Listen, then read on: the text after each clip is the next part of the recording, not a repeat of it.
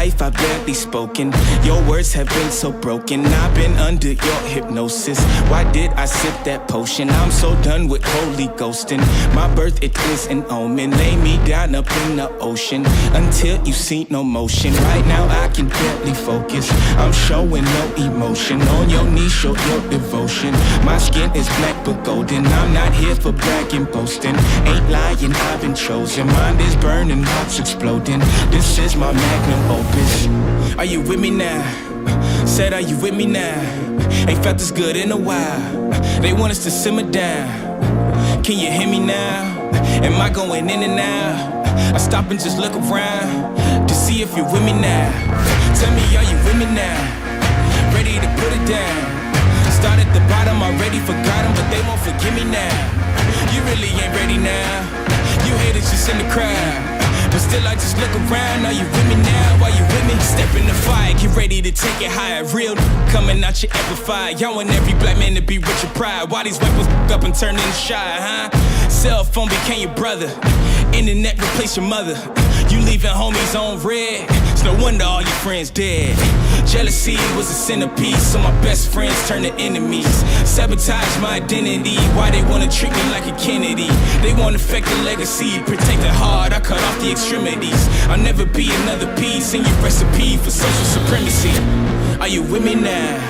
Said, are you with me now? Ain't felt this good in a while. They want us to simmer down. Can you hear me now? Am I going in and out? I stop and just look around to see if you're with me now. Tell me, are you with me now? Ready to put it down. Start at the bottom, already forgot them, but they won't forgive me now. You really ain't ready now. You haters just in the crowd, but till I just look around. Are you with me now? Are you with me now? Are you with me now? Said, are you with me now? Ain't felt this good in a while. They want us to simmer down. Can you hear me now? Am I going in and out? I stop and just look around to see if you're with me now. Tell me, are you with me now? Ready to put it down. Start at the bottom, already forgot them, but they won't forgive me now. You really ain't ready now. You haters just in the crowd, but still I just look around. Are you with me now? Are you with me now? Whoa. I feel it coming now. It's too late to shut it down. I'm waiting about now. Burning the valley down. I don't know where my mind is. Don't even know what time is. Somebody stop the virus. I don't think I survived this. I feel it coming now. It's too late to shut it down. Over the mountain now. Burning the valley down. I don't know where my mind is. Don't even know what time is. Somebody stop the virus. Room full of bodies, but nothing but silence. Yeah, I'm quiet, but f*** all that shyness. Go crazy, turn this bitch into an asylum. You fly, but we ain't looking for pilots. I never bow down to a tyrant, it's highness. Even Jackson, f*** all them giants. What goes up comes down, man, that's basic science. Look at my iris and you'll see the fines. I'd rather not get involved with you. What's the problem, man? I'll solve all you sign. How you find when your time up? How you climb when your line stuck? Barbershop getting lined up. Yeah, your hair good, but your mind super clear. Uber everywhere. This sound like Superman is here. Are you with me now? Said, are you with me now? Ain't felt this good in a while. They want us to simmer down. Can you hear me now? Am I going in and out? I stop and just look around to see if you're with me now. Tell me, are you with me now? Ready to put it down. Start at the bottom, already forgot them, but they won't forgive me now. You really ain't ready now. You haters just in the crowd, but still I just look around. Are you with me now? Are you with me now? Hey. All right. Welcome, ladies and gentlemen, to the Ward Radio live stream. I am your host, Cardin Ellis. We apologize for the technical difficulties that have made us a little bit late. We're using some new technology now, and there's a couple of hiccups that we've had to iron out. So everybody that was patient and has borne with us, thank you very much. We might just have to make a coupon code for merch at wardradio.com as a thank you for our dutiful and devoted and very patient fans who went through 5 posts. Boy, whoo! Used to use Streamlabs, switched to Restream.io, and it was a bumpy an experience. But anyway, we got that all worked out, so I'd like to introduce our killer cast that we have today, all right? We've got none other than Jerry Grover, geologist, linguist, politician, bon vivant, overall intellectual here, who, you got to move your camera more towards you, man. Somehow that got bumped, I think, by your laptop. You know what I'm saying? All right. Thank you very much. We're also joined by Josh Gailey, who brought some friends here. Josh, introduce us to your friends, my man. We've got the Sanchez brothers. We've got Armando and Abraham. All right. Yo, what's up, Abraham and Armando? There you are back there. What's going on, my man? Awesome. These two are musicians. They're going to give us a performance before they go, if we're lucky enough. You guys might recognize them from the Bicker Tonight Bash that we had earlier with the songs by, what's her name? Well, the Bicker Tonight Bashes are actually available every Sunday morning at your local congregation. And from the Songs of Zion, which was, the Lord gave to our sister Arlene Buffington. Okay, awesome. Arlene Buffington. That was the word I was looking for. So anyway, today we got a really fun live stream ready to rock and roll, and it's about fake Book of Mormon artifacts. Guys, tell us what's going on about them fake artifacts.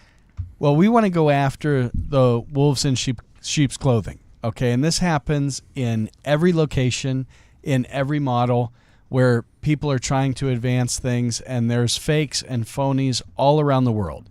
This is something that happens consistently wherever there's a market to purchase ancient artifacts, which sadly that happens all the time on the black market.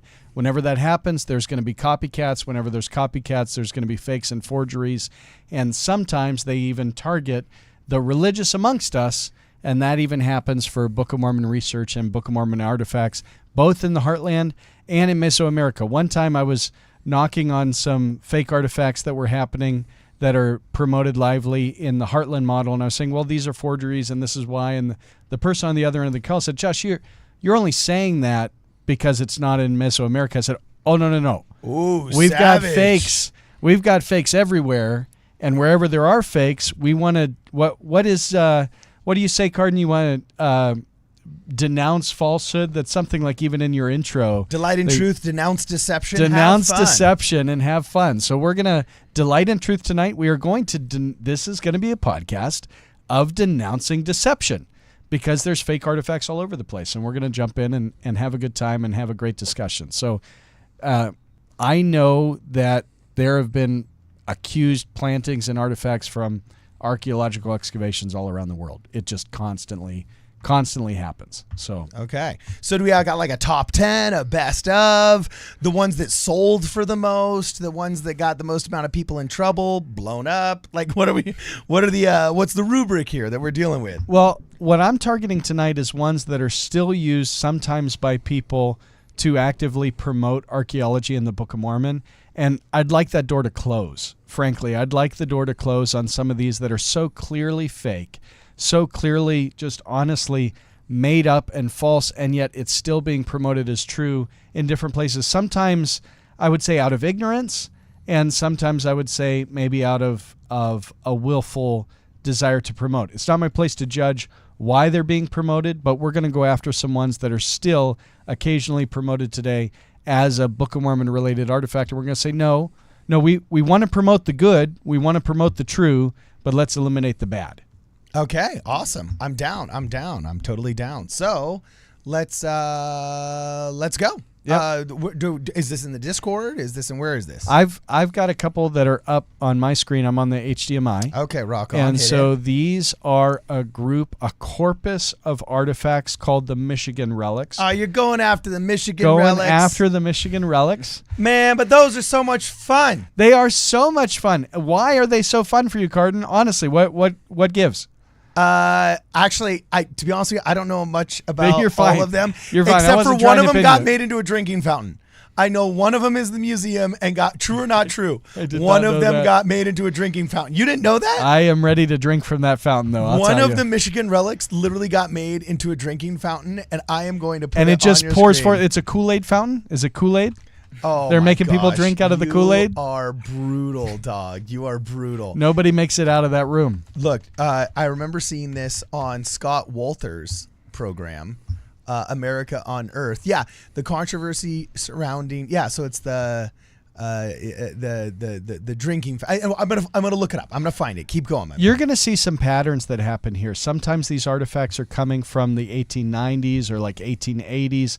there was a launch of attempts in the 1800s. Think about it. You're expanding outward. People are traveling westward. The nation's growing and expanding, and people are traveling on railroad. So one thing that would happen commonly in the 1800s were people were promoting fake artifacts, and they were doing quick sales on the railroad. So essentially, you're duping people that you're never going to see again, right? They're getting on the railroad. You have somebody that's vending right there, and people are buying it. Oh, it's neat. It looks really authentic. They're buying it. They got this little trinket that they got wherever they were, and off they go. So we're looking at I just pulled up the Michigan Relics Wikipedia page, and what's funny is discovery of the relics, okay? And then the first subsection is debunking, and then the relics and LDS. The find attracted the interest of some members of the Church of Jesus Christ of Latter-day Saints. In 1909, Mormon scientist James E. Talmage participated in a, quote, dig, and then thoroughly tested the artifacts in his lab back in Utah. His investigations led him to label the artifacts as frauds. Aw, dang it! Yeah, and just for those of us that aren't LDS, who was James E. Talmage, though? Who was James E. Talmage? He wrote Jesus the Christ. Yeah, he was a prominent leader within the church for you guys, right? So actually, credit to you, two of the best resources to debunk these artifacts are Latter-day Saints, so that kudos to your church for going after them. And he was the very smartest of scientists because he was a geologist. Ooh, there we go. There we go. Yeah, I agree. rock I on. remember taking the geology classes, and they were so far ahead of us archaeologists. So far ahead. It wasn't even funny. I was like, help me in the lab. That's funny. So the Michigan relics are 1890s. All right, there's a gentleman by the name of James O. Scottford who was digging some post holes and claimed to find like a little cup. And then from that started to build up, and they started to find more and more artifacts. Eventually he teams up with somebody who used to be the Michigan Secretary of State, who left that office kind of in disgrace. They team up together, and in total, this is what's amazing. You have like 3,000 artifacts that get tied to the Michigan relics that are prolifically being sold on the black market during the late 1800s. Okay, so these date to the 1800s. It's before there's any kind of standardized or scientific discipline for archaeology. Sorry, I'll make some of those pictures bigger for you. And what would happen would be they would get groups of people together that would basically pay to be a part of the excavation. So they're paying to be a part of the dig. As they do, it's always a site that were controlled by these two men. So they're always telling people where to dig and how to dig them. And what I have come up with is actually 18 reasons why this corpus of 3,000 artifacts are all 100% fakes. All 100% fakes. All right. So now, but how do they relate to the Church of Jesus Christ of Latter-day Saints, aka the Mormons, aka the Book of Mormon, and the whole Restoration movement? Were people using them to claim that, I don't know, behold the city of Zarahemla underneath the bridge between Lake Erie and Lake Superior, or like what were they saying? Well, some people even today still pull like one or two of those artifacts and go, look at this little bit of names. I want names. Wayne May. Oh, no, I meant the names of the artifacts. But you really jumped the shark and went straight for names. Go read Wayne May's book. He'll lay out the artifacts for you. Oh, does he claim that the Michigan relics are Yeah, he still makes money off of these. Wayne May still makes money off of these today. I've nothing against him doing that, whether he's doing it out of ignorance or willful. I have no idea. I can't judge the intent. But these are known Wait. These are known frauds. I've never met Wayne May, never done a podcast. I have. Wayne He's May. a good guy. Okay, but you're telling me Wayne May, I've heard his name. Yeah. I know that he's, and he had the magazine like North American Antiquities or something like that. Okay, you're telling me that Wayne May, against the determination of James E. Talmage and others, So against the leadership of his own church, or at least the determination of his own church, is pushing these things as evidence for the Book of Mormon. That's different. That's different than disagreeing with like Russell M. Nelson about going and getting the jab. That's like full blown going up against James E. Talmage. That's pretty hard to do, man. So there was an archaeologist out of Oakland University, Richard Stamps. He is a Latter-day Saint, and he reviewed hundreds and hundreds of artifacts from the corpus, and he wrote out a list of 18 reasons why the Michigan artifacts are fraud. So we're going to go through those together, and we could talk about them as we go. Before we do, anybody want to jump in? Yeah, dude, Abraham, what do you got to say, dog? Abraham was going to say something about this picture. He was going to say something about this picture. You just sitting there looking good, bro? Pull up the slideshow. He was going to say this. What was he going to say? It doesn't look too real to me. So. Yeah, see? It did not pass the Sanchez review board. Okay. All right? So the fines, one thing that was true, the fines were always reported to come from the first 2 feet of excavation. So they were always finding them near the surface of the excavation. So what's relevant to that is if they're only being found by this group of hobbyists that are digging in Michigan, but they're always being found close to the surface, farmers, the point is farmers should have been finding these artifacts all across Michigan, right? All over, because they're finding these on excavations in 16 different counties in Michigan. They would travel around and do these controlled. So if they're so close to the surface every time, and that's the report from everybody that was paying to do these excavations, that actually, what do we have, a tornado coming through or something? Nope. Looks like all of us just received the silver alert for missing an endangered adult. Wow, that happened real fast and very loud.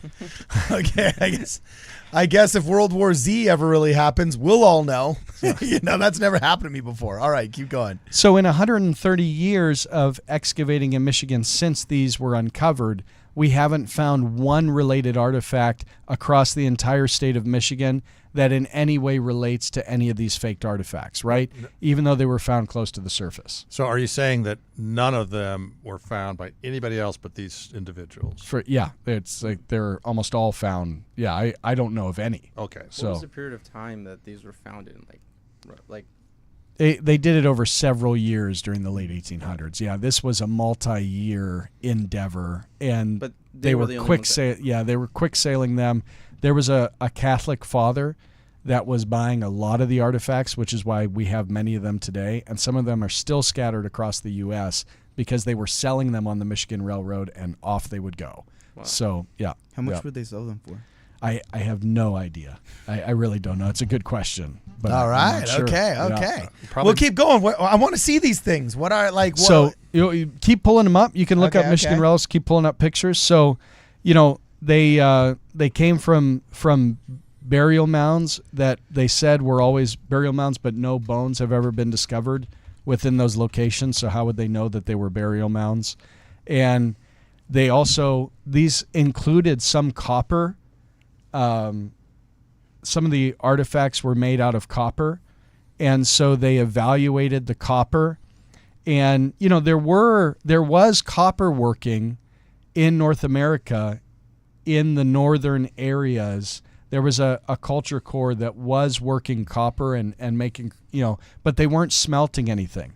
But when they examined the copper that were actually being used, it was stuff that was being sawn. It was cut. They even saw like the cut marks in the metal. It was all modern. Brutal. It was all modern efforts that were being done. So hey, some of these look pretty ornate, man. Yeah, look at this. Lot of incredible details. There's some biblical scenes on them, which was obviously really intriguing for people of the time period. So they also, like the clay wasn't fired. So they might have been lightly burned or like put in a basic fire, but they weren't put in a kiln. So these artifacts all break down really easily that were made from the clay. And the point is, if these are hundreds and hundreds of years old and came out of the ground, based on the quality of the clay and the quality of the craftsmanship, they never would have survived until the 1800s. So they were clearly made shortly before they were discovered. So are these the two guys? This is a BYU Studies article. Mormonism's encounter with the Michigan relics on page 181. Here's James O. Scottford left and Daniel E. Soper right, California, 1911. Are these our two guys? Are these our two cats? So a couple of answers. They did these from 1890 all the way to 1920. For 30 years they did this. Okay, and Scottford and Soper, they were always on the scene. They were always involved in the excavation. So that was tied back to one of the questions that Jerry asked. So, okay. Yep. All right, dog. So Michigan Relics, that's number one. Well, right? I got a ton more reasons why they're fake. Okay. Copper artifacts were always made from ordinary commercially smelted copper that has been hot rolled, a technology that was not available in early, like pre-Columbian Americas. Okay. All right. Several of the slate pieces are made from blanks that had been cut and polished with modern tools and technology. Many of the pieces are cut at precise right angles. Again, modern tech. Okay. The clay specimens vary widely, but the pieces dissolve in water. The clay for a number of these they would dissolve in water. Oh, look, here's James E. Talmage actually testing these things at the Deseret Museum in Salt Lake City circa 1911. Talmage's meticulous analysis led him to conclude that the Michigan relics were frauds. From James E. Talmage, the Deseret Museum.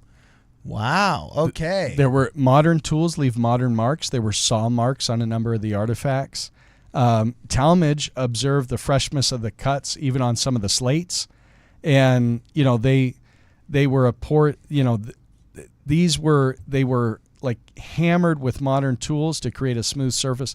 Then they were corroded by they would put chemicals on the copper to make it corrode, to make it look old. Oh, and so they could just didn't see do as that. good a job as Mark Hoffman is what you're saying, Exactly. right? These were like the worst version of Mark Hoffman. Okay. And in their defense, they didn't blow anybody up either. So, Yeah. on a scale of 1 to murder, they were somewhere in the middle. Jeez. Okay, cool. All right. Let's keep going, buddy. Non-functional Keep going. tools. The copper artifacts, no wood remains show up in any of the handles, nothing like that. There's, let me keep going through some of the key. And the forger actually put a signature on a number of the artifacts. Where a number of the artifacts had a certain nail slash through it, which was repeated so often on hundreds and hundreds of these artifacts that it was clearly the forger's authentic signature and mark. Wow. So the Michigan artifacts, I even saw something where there was a recent interview that I watched where somebody that did a publication with Wayne May found out about all these reasons why these were fakes, and he pleaded with Wayne not to put them into the book, and Wayne was just no, they're going in the book, and that co-author has completely retracted everything.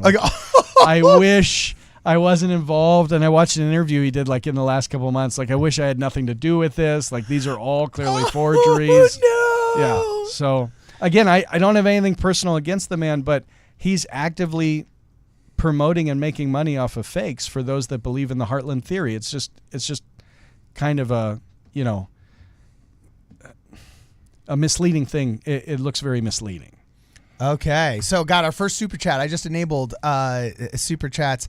Something is up. There's a glitch in, I don't know if it's Streamlabs. I don't know if it is, I don't know if it's Restream.io. We're going to have to figure it out. But we were just able to enable super chats. First super chat comes from Latter-day Chad. Says it's not just me. The entire chat isn't happy about.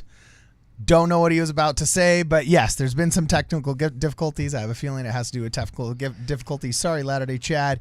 And I think there's actually some other comments he's not happy about the topic of the Michigan relics, I think. So.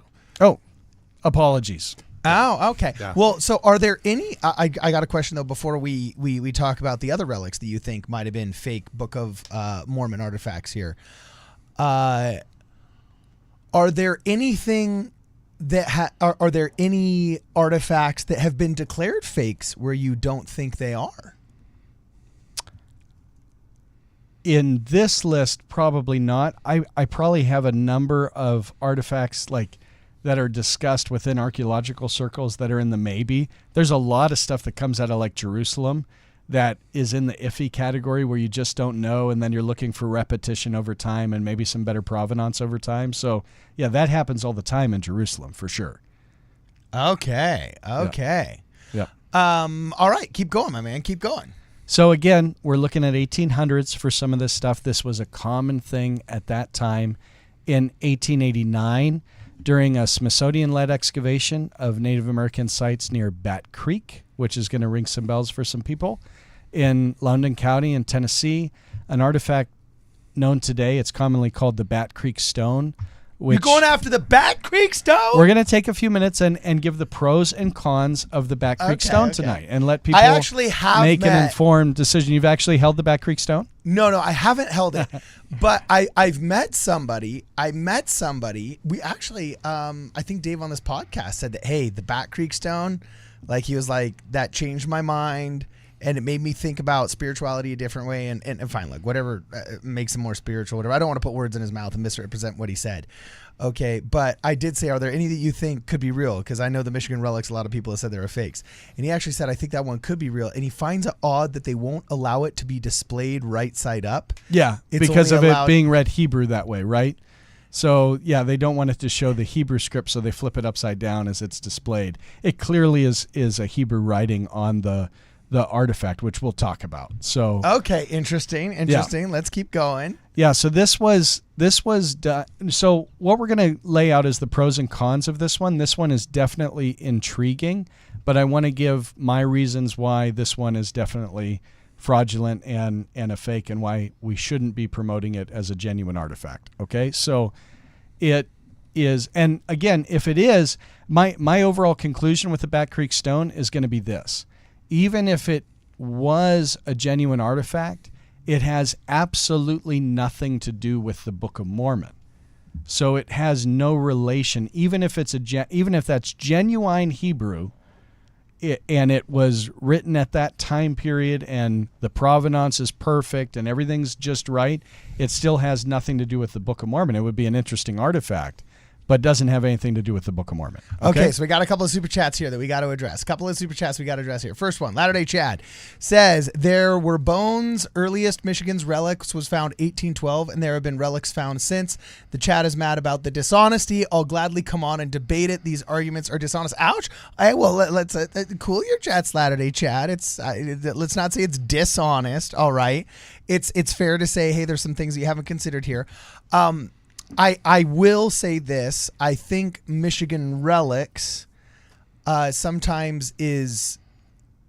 I've seen almost everything that an academic doesn't want to believe called a Michigan Relic. You know what I'm saying? It's almost like the Dead Sea Scrolls. Sometimes people call things Dead Sea Scrolls that actually weren't part of the Qumran library. If it's dating to 18... He said dated to 1812 in that super that chat? would predate then. That's not one of the Michigan Relics then. Yes. So it might be something from a much earlier excavation or something like that.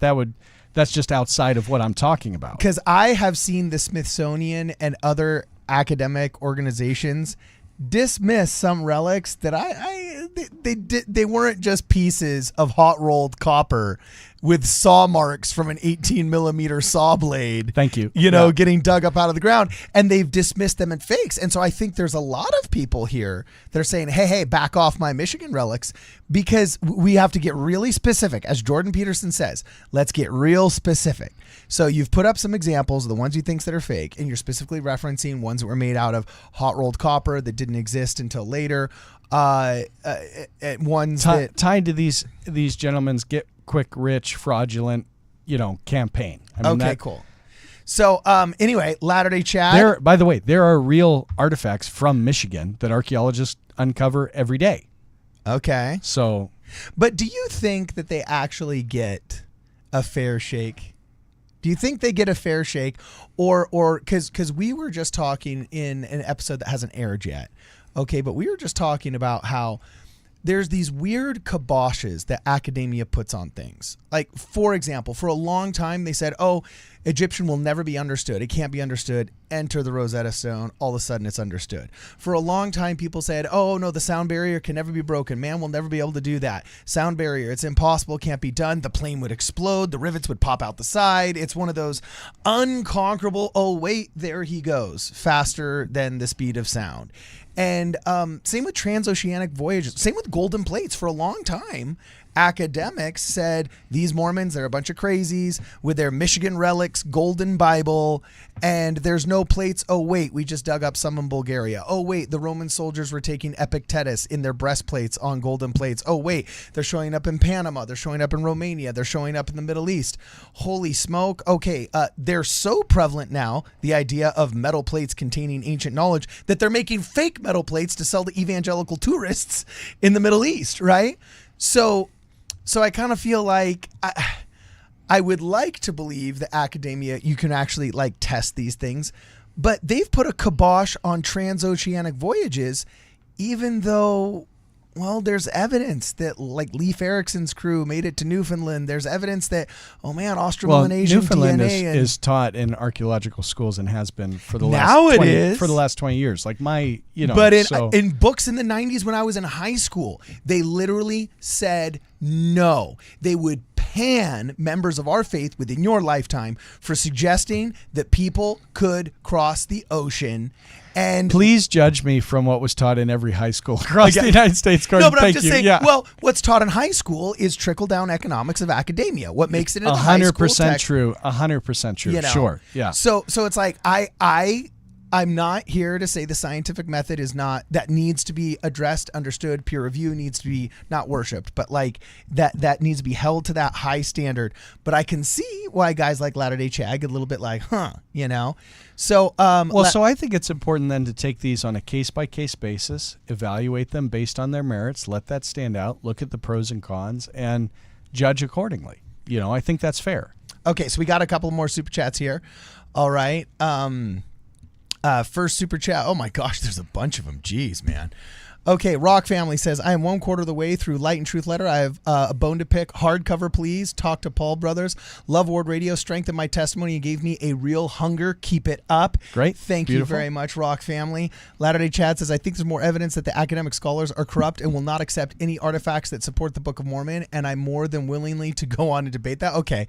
Well, I spend multiple podcasts with you defending the Book of Mormon and bringing up artifacts that defend the Book of Mormon, right? Like, yes. Yeah. This is actually the exception. Like, this is the one Yes. time I'm, I was going to say, cool your jets with the lying and dishonest stuff. You're dealing with friendly fire here, all right? We appreciate the enthusiasm. And by the way, we're getting to the bottom of this, though, because Josh is... he's an intellectually honest guy, and he's willing to say, hey, if they're being tribalistic, they're being tribalistic. If they're not, they're not. Not all of them can be true, and not all of them can be fakes. So Stephen Diamond says, Temple Rocks are very real artifacts. Yes. There we but go. Carden still needs to come out and get his Temple Rocks. Maybe the rocks will stop technical difficulties. Yes. Bless some of those rocks and send them our way. Latter-day Chad. Well said. There are fake artifacts, but there's more evidence that the atheists who hate us are liars. Okay. Now we're getting somewhere. Yeah. Agreed. Yes. Now we're getting somewhere. I'm curious.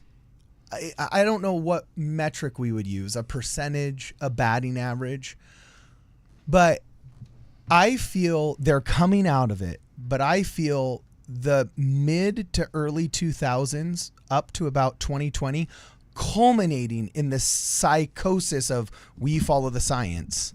You know what I'm saying? Meaning that, like, you're not allowed to buy toilet paper and, you know, you can only eat McDonald's and you have to stay at home for 2 years in your house. All right. All in the name of science. I kind of feel like that was a bad period for academia, where the profitability of academia was finally achieved. Okay. And the market factors that affect everything else in our society finally kind of made it into academia. And it had a bad spell there where it became not a gatekeeper of knowledge, but a gatekeeper of narrative. But like COVID was the culmination thereof, and they're kind of coming out of it. So how much do you trust academia now in comparison to like before when you were going to college? Well, I would say this, when it comes to like archaeologists that are digging in the ground, what they're doing is they're squaring something off, relating that to a datum point, excavating down through the ground, measuring the stratigraphy over time, recording the soil over time, marking every color change, and archiving where everything comes up and having a proper provenance of the artifact, because when you excavate a site, you're destroying that site. You know, you can never go back. Yeah. So that methodology, I trust that. Mm-hmm. I trust that. So it doesn't mean that somebody can't make a great find in their own backyard, but I don't trust that method any more or less because of COVID. All right. So while that critique of how people might have been reacting during COVID might be valid in the realm of academia, for the scientific method and the methodological process of how to excavate a site properly to show provenance of artifacts and learn about them and their distribution over time to interpret them. I trust that process. I was trained under that process. That process still happens. Okay, awesome. So anyway, Latter-day Chad says, it's not just me. The entire chat isn't happy about this. I had like 5 super chats, he says. Well, thank you very much for your super chats, Latter-day Chad. And hey, offer us a counterpoint. I would actually appreciate it if you said, let's name one of the Michigan relics that you actually think is true, and let's just put it to the test. Okay, there's nothing wrong with that. Timothy Berman says, thoughts on the Fuente Magna bowl of ancient Sumeria that may have ties to the Jaredates. I did an article on my website about this. Are you familiar with said artifact? No, Josh. No, we got to check it out. Well, hey, ask and ye shall receive. I asked for a specific example, and Timothy Berman had already super chatted saying the Fuente Magna bowl of ancient Sumeria. That's interesting, and that's up into Jerry Grover territory. Yeah, sure is. He's all I'm looking that up. I'm not familiar with that one. okay. Well, look, see, this is awesome. This is why I love It's live great. streaming. Yeah. It's all happening in real time right now. Thank you, Timothy Berman. And Latter-day Chad continues. There were bones. Earliest Michigan relic was found in 1812. Oh, I already read that one. Sorry. Oh, this is in Bolivia. Is it a Michigan relic? Has the nail symbol? Ooh, okay. I couldn't read that grammar, but he not texted, but chatted again saying, the Smithsonian found the Bat Creek stone themselves and only said it was a fake after they realized it was Hebrew much later. They are biased 100%. Do you feel the Smithsonian is biased? Well, I think the Smithsonian in the 1800s was run a little bit differently than excavations that might be operated by the Smithsonian today. I would say based off that super chat, let's actually lay out what happened with the Bat Creek stone, how it was procured, and look at the provenance, and we can make our own decisions based off of the data. Okay, cool. Then I'm going to burn through the last of these super chats, and we'll go back to the Bat Creek stone. With that said, though, have you heard how one of the founders of the Smithsonian was actually the son of one of the anti-Mormon pastors from Palmyra? That wouldn't surprise me one bit. Oh, yeah, it's crazy. So they put the kibosh on this idea of transoceanic from the very beginning, if not just from straight up bias against Joseph Smith. And if it wasn't one of the anti-Mormon pastors, it was his brother or something like that. But literally, Spirit. yeah, it's crazy. Jonah Barnes did this whole deep dive on it. I know Kwaku's talked about I've heard every conspiracy theory about the Smithsonian. They literally were created by the U.S. government to control the narrative of the world, because if you think about it, no one polices the Smithsonian. It's kind of like the Fed. The Fed is to money as the Smithsonian is to the narrative of humanity. They're the gatekeepers of the narrative of humanity. And if you control somebody's origin story, you control them all together. And what more threatening origin story than, wait, these people that we're displacing and that we're warring with are actually the remnants of a great and beautiful civilization, and they are children of God that deserve our respect. That don't fly when you're trying to buy the Louisiana Purchase. Well, that was actually earlier, but you're trying to do the Trail of Tears. No, you don't want a Trail of Tears Lamanites. You want a Trail of Tears subhumans. So I thought of a good example that might show when an archaeologist is at an excavation and they find something that really throws the norm, how they might react to that. Uh-huh. And so one thing happened at the cave in Mexico called the Loltun Cave, where when they were excavating down in the material, they came across horse tooth bones, and it seemed to be properly provenanced. It didn't seem to have any soil meddling, because sometimes a groundhog can dig down and disrupt the soil, right? And then things show up in the wrong layer. But you can actually see that when you're excavating down, when something like that happens and the soil's matching up here, and you can kind of measure what's happening over time. But none of that seemed to happen there. And so because of that, they didn't hide the artifact. All right, they didn't tuck it away. It was extremely controversial, and they knew it would be. And the archaeologist put in the findings and says, listen, something happened here that's really hard to explain. And I don't know how to explain it, but here's what we found. Here's the layer we found it in. And Book of Mormon people have read that and been like, whoa, this was an incredible find. And it is, and I'd argue it is. But the archaeologist didn't, try and pretend like it never happened. He just put it in the report and been like, I don't know what to make of this. Okay. This is what we found and where we found it. I read about that, and I appreciated that. Robert Hall says the Book of Mormon will outlive today's academic standards. There's plenty we Agreed. just don't know, and the Book of Mormon is absolutely broader than Meso versus Heartland. By the way, we're actually not doing Meso versus Heartland here. We just happened to start out with the Michigan Relics because I think they were the most popular to understand.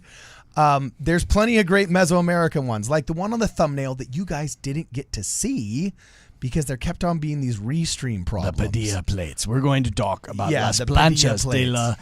del Padilla. Okay, awesome. And then finally, Latter-day Chad says, all those were my old chats from the start. Yes, it looks like I was giving them out of order. Paul Passerby, thank you for the super chat, and says, what about mummies found in America? I do believe you're referencing the mummies that ultimately ended up being the Pearl of Great Price. They weren't actually found in America. They were sold in America, but found in Egypt. That was basically the origin of the... Lucy made money off of them for months and months. Yeah, exactly.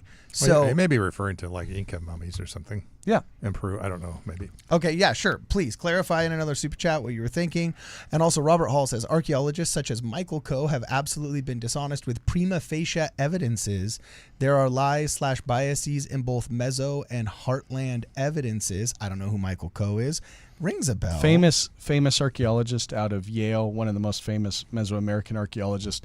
He's probably not very popular on these platforms because he was outspoken against the Book of Mormon. But actually, his publications, though, and his methodology and his research, very good. Some of his conclusions and stance against the Book of Mormon, of course, I disagree with. So. Okay, cool. So Latter-day Chad says the Smithsonian has provably dumped artifacts in the ocean? Oh, that's brutal. I didn't know that one. It's quite an accusation. Yeah, it's quite an accusation, but I'd love to see that link too. Thuggy says, I would say you cannot compare the archaeology of the 19th century to now when it comes to Native American sites. Agreed. It's massively improved. And then posted Agreed. the link to X, says Timothy Berman /Twitter on the Fuente Magna Bowl. And Going Indie says Scott Wolter forensically examined the Bat Creek stone, says it's legit. Yeah. So hit us with the Bat Creek stone. Then we're going to the Padilla plates. Yeah. And listen, if you want to walk away from this and still feel like the Bat Creek Stone's legit, I think that's fine. It still has nothing to do with the Book of Mormon. Okay, so we'll get into the why of that as we go through this. So it was located in Mound 3 within this archaeological site. It was procured by one person. Only one person was tied to this part of the excavation. And so... hang on, I want to make sure and get all my notes right because I got a pros and cons. So the arguments for it is that it was originally considered by the Smithsonian as legit. Okay, they thought it was a legitimate artifact.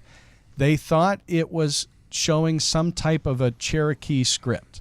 They thought maybe there was some type of script that the Cherokee people there had, and it just got logged on the Smithsonian and basically forgotten. All right, so it was forgotten until the 1970s. When a Dr. Cyrus Gordon pulled it up and said, that's not any form of a Cherokee script because Cherokee script doesn't really exist. There's not really a language system, A written language, language system there. But he said that is Hebrew, and he was not wrong in that. Okay, so he identified this as Hebrew, which gives us one of two choices. Okay, it would either be an ancient artifact with Hebrew on it, all right, that came from Mound 3, or it's some form of a fake. That's really the only choices we would have. And an argument for it that's even been brought up on this program is the fact that carbon dating on the residue of the Bat Creek stone dates to 427 AD. That's not calibrated, but that's okay. It just means it has a wider range. All right, so it would range from about 32 AD to about 700 AD. It's not been calibrated, but that's the radiocarbon date. So those are the arguments for the Bat Creek stone. Okay. And I think anytime I've heard somebody make an argument for the Bat Creek stone, some or all of those points are what they're bringing out. And I wanted to bring those out, and I'm not disputing any of those points. The script itself says basically to Judeans or to Judah, something along those lines. Okay. Right? Now, so it can't be coincident. It's not there by accident. That script's not there by accident. So we're dealing with either an authentic artifact or some form of fraud. Those are our two choices. Now I'm going to give the argument against, which is where I would lean today. This is where I would place the artifact as potential fraud. So we found within the state of Tennessee, we found no other artifacts with any script of any kind in any other mounds from any other excavations from that region ever.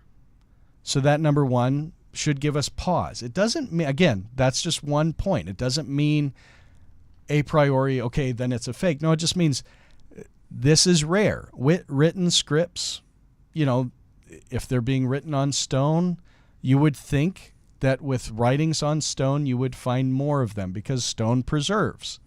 So the inscriptions would preserve. So again, this is discovered, and some people even in the super chats made this point. This was discovered in the 1800s when there were a lot of these type of fake artifacts being sold on the market. Now, this wasn't being sold on any black market, but that was during a time period where this type of event was common. Really, the scientific discipline of archaeology didn't start until Delano Roosevelt's New Deal during the WPA, during that act that really launched people back into the work after the Great Depression. That's when archaeology and cultural resource management became a scientific discipline versus maybe a rich man's hobby. Okay. And so artifacts before then, they tend to lack provenance. We tend to not really know but this is different because it was from a controlled excavation by the Smithsonian at the time. But the person that was in the mound that found the artifact is a gentleman named John Emmert, and his credibility is questioned, and that should be brought out in any pros and cons. Like, listen, I'm laying out the pros and the cons here. Okay, now here's my question, though, because as a supposedly controversial person myself, Never, who's Cardin. Well, it's kind of crazy. It's like all I need to do is just say like, oh yeah, LA County is lying about their numbers during COVID because for 6 months they said there was not a single flu death. Like, you can't tell me you're reporting the numbers correctly if the one disease that has killed thousands and thousands and thousands of people per month magically disappears and is replaced by the disease where you get $45,000 for every patient from the county that you treat from these emergency funds out there. I'm sorry, that is beyond I call BS. That is just absolute fraud, right? So when you say something obvious like that if it was said by an academic against religion, it would be just nodded and like, oh yeah, God is not real, could not be, we are the smartest people in the room. Like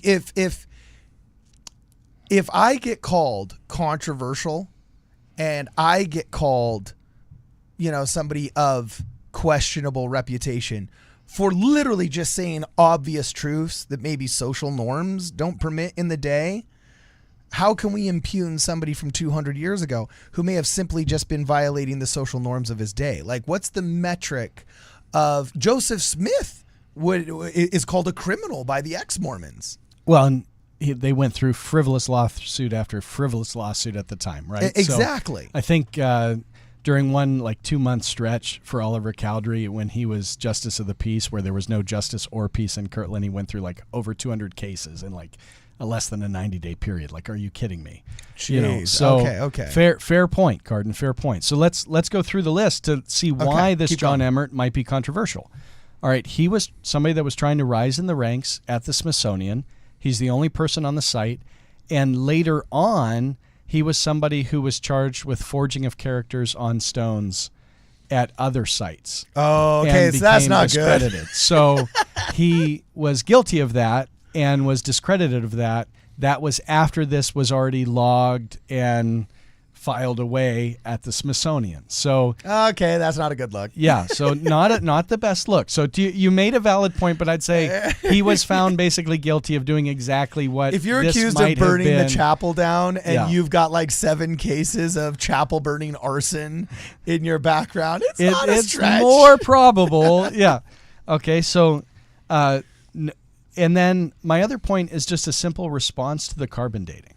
So if you have an artifact that you have forged and you are excavating in the mound and you plant it there, you bury it there in the dirt that is from that mound, they're measuring from the material remains that are coming out from that mound to do the carbon dating.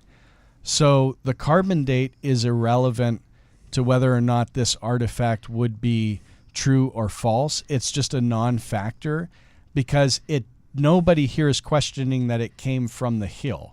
The question is just, was it planted in the hill before it came out? If it was planted in the hill, then the material remains in that hill would be dated and would date to the period that they found it in. The carbon date does not tell us for or against it being the fact that there's later scratch marks that didn't have material remains just means it wasn't handled well at the Smithsonian. Okay, but the actual scratch marks that have the Hebrew on it, that it did come out of the hill. The question is, did somebody plant it there?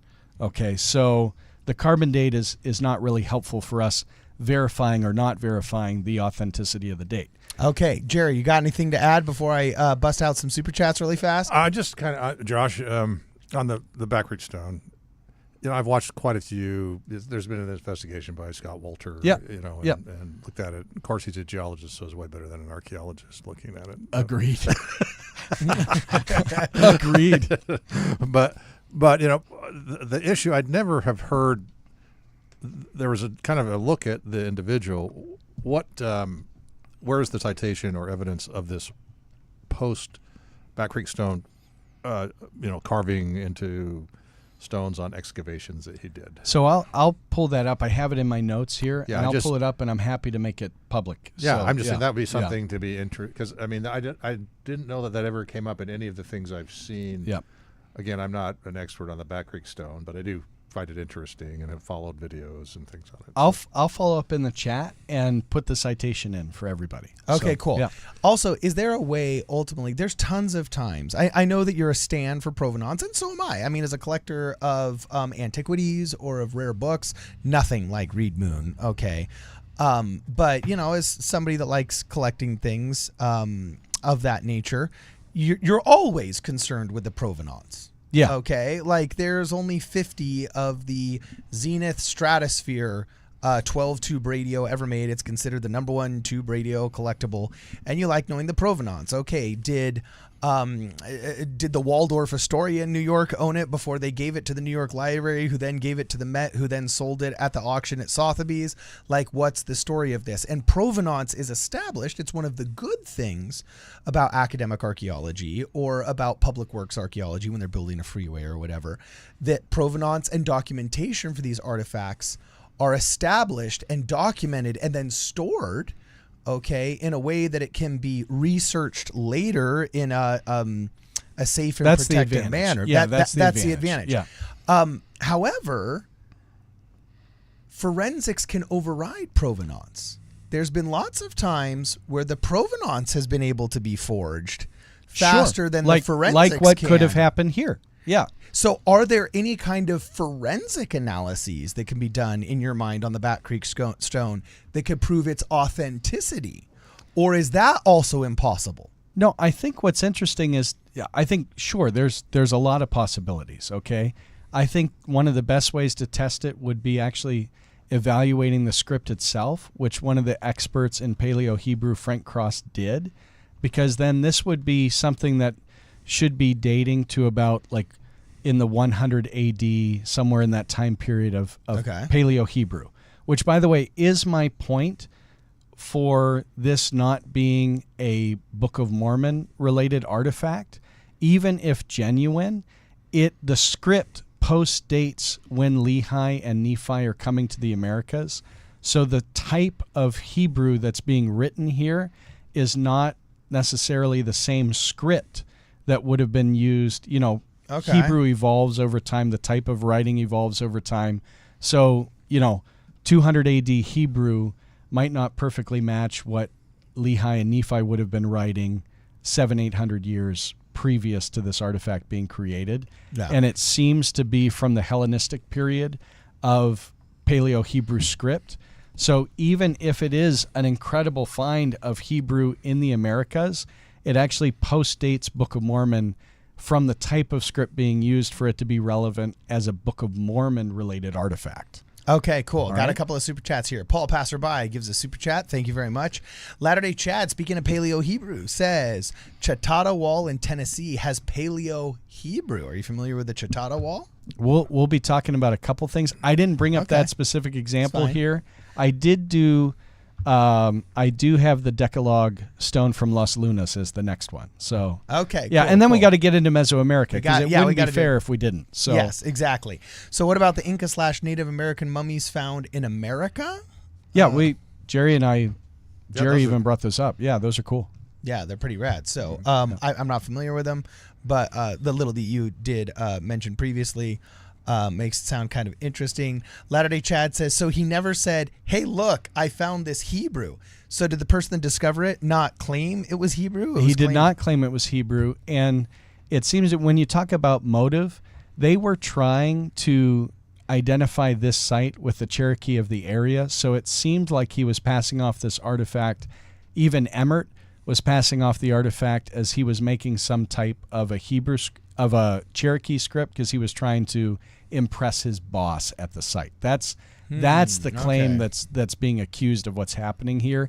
And the question is, did he have a source to make some type of early script? And the argument is, yes, he did. Here's the point that a person shooting this maybe down as a genuine artifact would say is they're bringing up, you can bring up the next slide, and I'm Okay. going to show you the source, Okay. that there are people that believe they have found, dating to the time period, roughly exactly the book that he would have used to copy some form of Paleo-Hebrew onto the Oof. stone.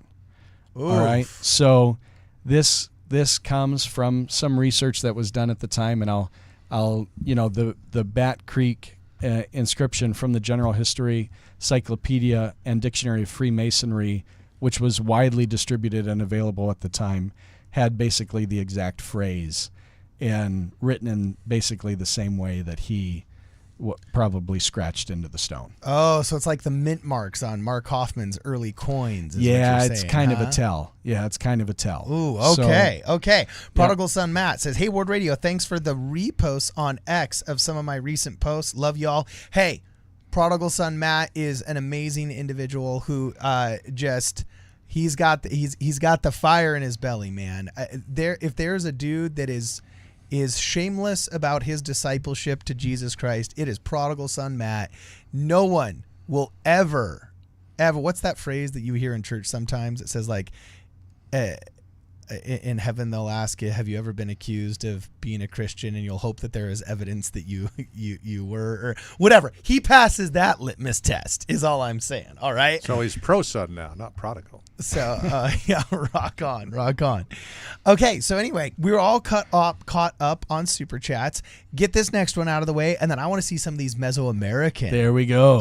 Mesoamerican frauds. This is interesting. Padilla, planchas de Padilla. Oh, you had another one before that, though. Yeah, you we said, do. right? Yeah, let's do the Decalogue stone. It's a popular one. Why don't you just Okay. pull it up on? You can just look at Las Lunas Decalogue stone, Okay. and it'll come right up.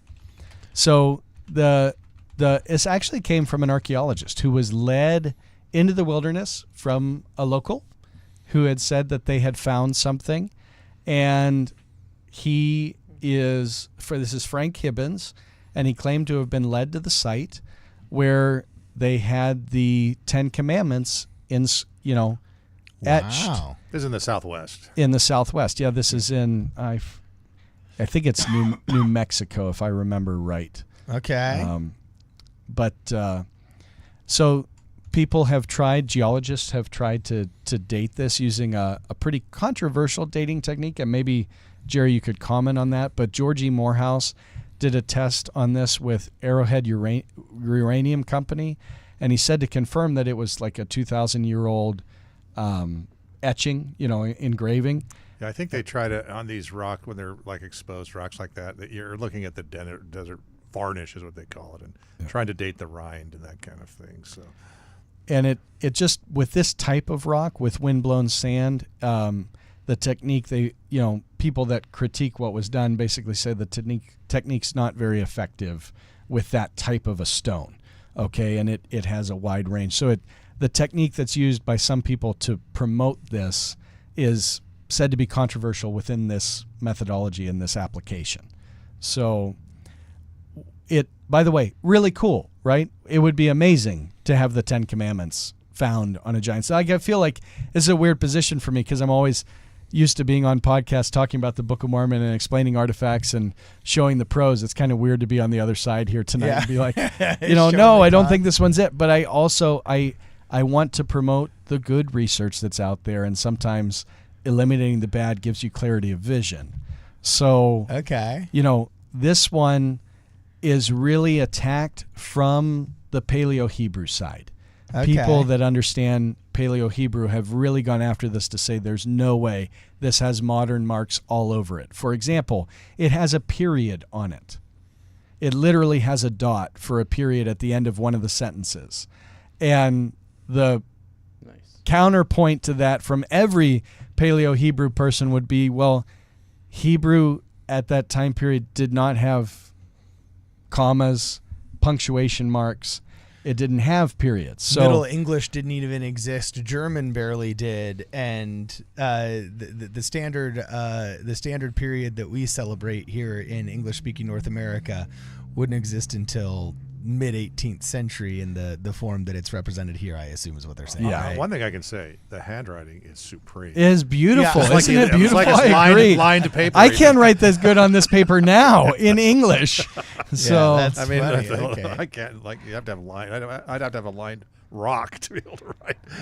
So it's not Okay. straight. So All right, okay. The inscriber also used what's known as a caret. It's an upside down V placed under a piece of text where something's been like you know how when you're editing a file yeah. and you want to make an addendum and you do that like the upside down V and you add Yeah. something, that's an English editing mark and it's in this script.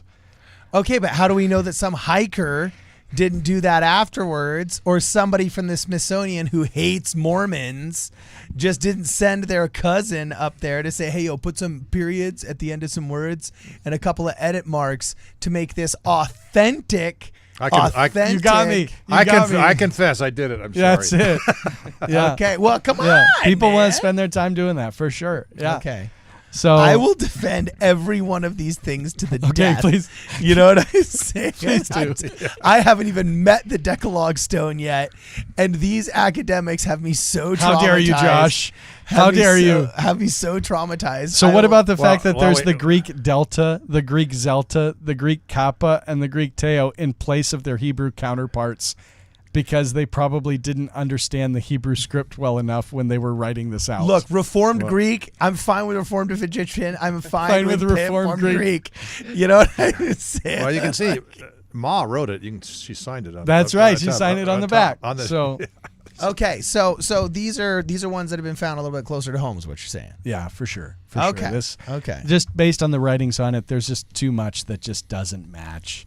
So it just seems to be a fake and a forgery. So let's go to Las Planchas de Padilla. Okay, cool. Pull them up. Gotcha. These are gold plates. Let's see where we're at. Is it on your screen? There Oh, we here go. we go. There Okay, we go. Boom shakalaka. There we go. Okay, hit it. These, and Jerry knows a little bit. Why don't you get started, Jerry? I've been talking enough, and then I'll jump in too. Yeah, these were plates that were actually, I think they were tried to be sold or Can you given make them to, large? Yeah, it's I think Jerry Ainsworth. He's now passed away, but he wrote books on kind of Mesoamerican Book of Mormon things, and was provided these by, I can't remember the doctor. Was it? You probably got the name there. The doctor. I do. Yeah, that gave it and was given to him, but it was sent to, I think it was Ray Matheny, who is an archaeologist at BYU, to evaluate it. He wrote an article indicating that they were fraudulent. Yeah, I so think- this was Dr. Jesus Padilla Orozco. Orozco, yeah. Yeah. And he was a physician. He wasn't an archaeologist. He was a physician. And he claimed that these plates were authentic. And you were talking about saw marks in metal. Okay, so modern marks that are done in metal. So if you pull up my screen right now, and I'm sorry for how it's zoomed out, Okay. but, if you look at this in figure 1 there, it says plate 10 showing saw marks identified as having been produced by a modern jeweler's fine-tooth saw.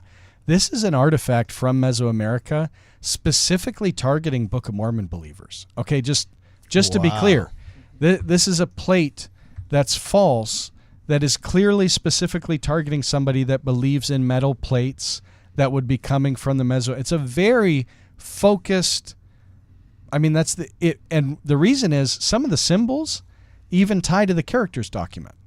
So Really? there's some symbols on there that are clearly like this is an attempt to fool us as Book of Mormon believers on purpose. One thing about it is, I'd say this is a little more sophisticated, not necessarily the metalwork, but the individual was the stepson of Dr. Caso, who was like the director of archaeology in Mexico, and is actually an esteemed archaeologist. Did a lot of, like, I've read a lot of his research and books and Teotihuacan and all that. So it was kind of under this guise of being somewhat, not that Dr. Caso ever said anything that was correct, but it was Right. like using this, I'm related to this. I'm related to this person. I've known archaeology my whole life. Yeah, that kind of thing. Yeah. So, Yeah. Which would make you think at the beginning, okay, well, this is interesting. Yeah. But clearly modern made. Interesting. Wow. Okay. So they're also saying here that it looks like he ripped off some artwork from Chichen Itza. Is that what they're saying? Part of an art motif found in the gold disc? Yeah, it's cave a from the hodgepodge of, glyphs and engravings that he put on the. See, I could be plates on the such a better planches. forger. I could be such a better forger, right? And here's what I'm saying. I'd buy it. First off, the dude that is making those 12 commandments somewhere in the southwestern desert or whatever, right? Here's the problem with that. They don't have patience. If I wanted to purport a fraud, I would go to some place that's about 40 minutes out of town, because people generally hike within 20 minutes out of town, right? But civilization has a tendency to spread. So I would go 40 minutes out of the closest and fastest growing suburb, okay? And I would go into some rock cavity, okay? And then just using straight up the chisel and tools of the old school day, not modern tools, I would just make something simple, something like thou shalt not steal, thou shalt not kill, thou shalt, and then just have it be done. You know what I'm saying? And then get Wardradio.com. yes, yeah, exactly. Subscribe. And then I would get like maybe like some not a sandblaster, but maybe like maybe put a bunch of sand in like a burlap sack, or figure out whatever hand method can be done to like age it a little bit. All right, and then I would just let it sit for 60 years and let civilization slowly just grow, because I know that by the time as civilization grew, somebody would find it, somebody would picture it, somebody else with their girlfriend would be hiking and Wicked, be live bro. streaming. Wicked. And then they would find it, and then I would just Oh. open up the newspaper one day and be like, is this Paleo Hebrew of the 10 Commandments found in Simi Valley or whatever, like that's the way you do it. They just lack patience. Hang on, I'm taking notes. Yeah, dude. That's what I'm talking about, man. So let's go forge us some petroglyphs, man. So is that a book you're writing that you're going to? How How to to- create fraudulent artifacts. How to By make money off of a Mesoamerican Well, there's no model. money How to get make- made. Yeah, there's no money to By get Cardin made. the Fraudster. That's know? true. That's true. I might buy all the land, surrounding Fame it. and glory. I wouldn't buy the land though, because then they'd say, "Well, who owns the land?" And they do but I would buy all the land, the easement to the road to get to it. That's the land I would buy. So I'd be like, Smithsonian, yeah, go buy the land. My name Pay the there. toll. Like, Pay the toll. but you want to buy this for the road? You know what I'm saying? That's what I would do. All right, keep going. All right, so there's two more artifacts that are actually tied to possibly this same Padilla that have been come out. So Jerry, I have them up on Yep. my screen, and we Yep. could talk about the lock stone that was supposedly found in the late 50s. Yeah, pop it up, because that's Okay. This is Make it big. Yeah, I looked at this, not the stone, but this was popping up because I worked on kind of the characters document, and so you saw this. And Jerry Ainsworth, again, somebody who believed in this and wrote books, and some were using standard scientific approaches. He's not wasn't like he was trying to do anything different, but it came from the same individual. This lockstone, and then this stela you'll probably mention. Yep. And so nobody that I Here's know, the Stela's yeah, up. nobody I know has actually examined these I think the Ainsworth had them, and he passed away, I don't know, a few years ago. So I don't know where they actually are at. Oh. But as far as I know, they were not subject to specific examination. But the fact that they were part of this find of the Padilla plates is indicative, and similar, as you can see, the glyphs and all that. So, Providence is unknown. The script is wrong for some type of Mesoamerican script. Not that different scripts couldn't be written differently, but these are like either right to left or left to right being read.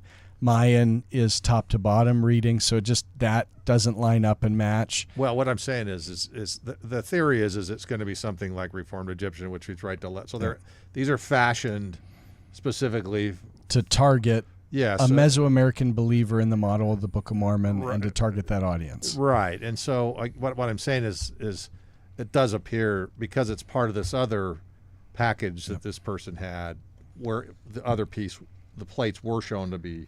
So you still see fraudulent. these passed around today. Sometimes you see these published in books that are even recently published on Book of Mormon evidences, and they'll pull these up as a possible evidence. However, we don't know where they came from. They seem to be tied to this forger, this Padilla, and they're clearly trying to tie themselves to the characters document with some of the symbols, and we don't know where they even are today. Yeah, it'd be like if you found a few extra drawings in Mark Hoffman's basement.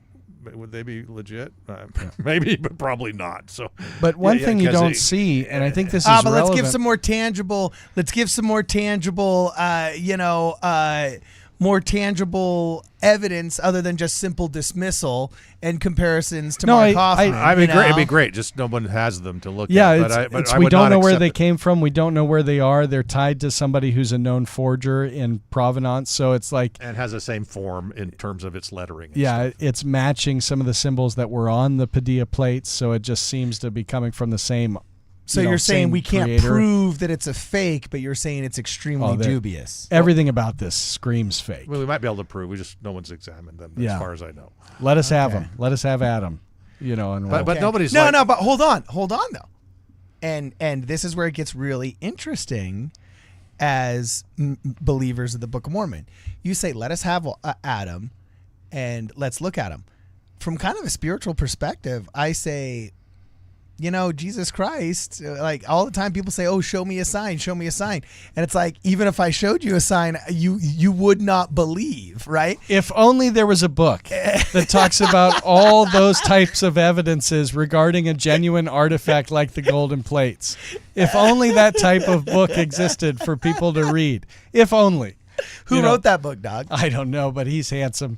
Yeah, that's awesome. That's awesome. So no, but like when you say, hey, let us have at them and let us examine it. Now, first off, I'm a huge fan of that, and I would say do that, and that's one of the reasons why I hate it when people say the Mormon Church isn't transparent. Oh my gosh, they have bought every single publication people have said inspired the Book of Mormon and published it for free online in high resolution PDFs, everything from the Joseph Smith papers of Joseph Smith's journals and everything they could get a hold of having to do with him, to View of the Hebrews, to the first book of Napoleon or whatever people tried to say. If they could find the Solomon Spaulding's manuscript, they'd probably publish that too, right? So I'm a huge fan of their approach to saying, look, here's all the evidence because we don't fear the truth. We believe we have it.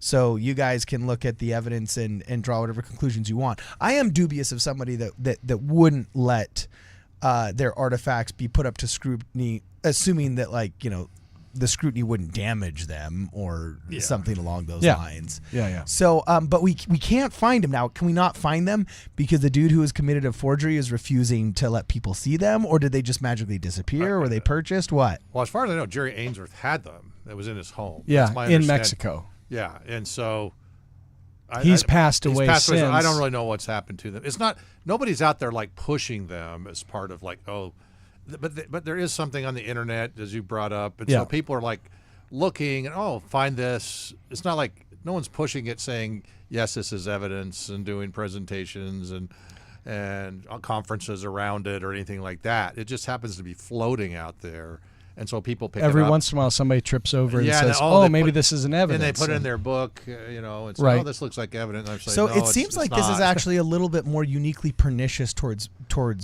members of the Church of Jesus Christ and the Church of Jesus Christ of Latter-day Saints, because the Padilla plates were uniquely targeting Yeah.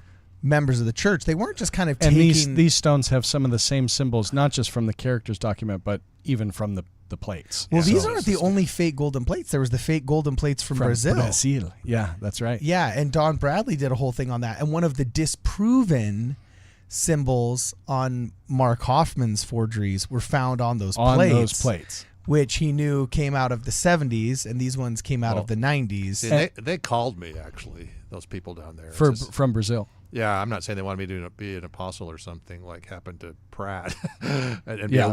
they were gathering all these witnesses. I just looked at it. Somebody else independently came up, and I said, like, the Hoffman, not only was it a glyph off the Hoffman, it was in the exact same series of glyphs that Hoffman wrote on his fraudulent his Anthon transcript that he wrote. So it was like they got this off the internet, and somebody got these plates and then inscribed it, and they didn't match anyway. They weren't, because these were supposedly the original plates, right, that Moroni brought back or something to Brazil, but they didn't have black lettering like it was described. So they didn't really even follow the description that we have of the plates very well when they construct them. So it's like I didn't need to go examine them. It was pretty obvious what was going on. And Interesting. Okay. Well, I mean, if Mark Hoffman forgery symbols are popping up on the golden plates, that's a pretty stinging indictment right there. But at least, like, if you're going after the Michigan relics, it didn't seem like they were uniquely targeting members of our church. It seemed like it was just a generalized, sensationalist kind of money-making scheme. It was just a fraud scheme. Yeah, it was they were making money off of it. They sure. were making money off of it.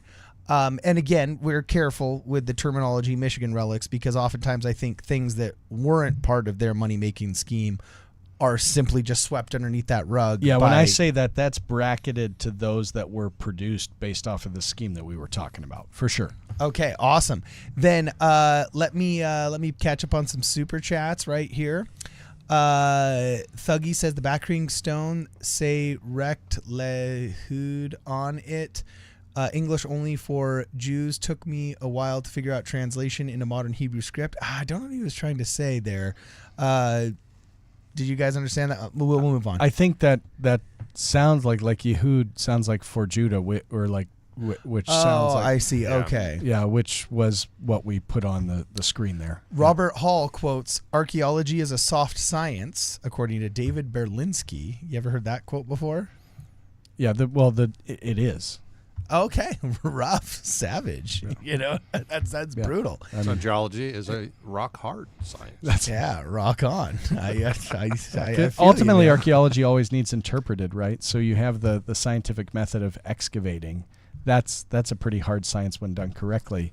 The interpretation of that data, that's a soft science. I hear you. But Stark, Go yeah. ahead. Keep going on your super chats. Okay, Starkiller says Wayne May has proof they had saws, could be real. Oh, interesting. Ooh. What if is there anything that could sway you? Because, for example, I am not believing any of the crap that they say about some of the earliest relics of Egypt.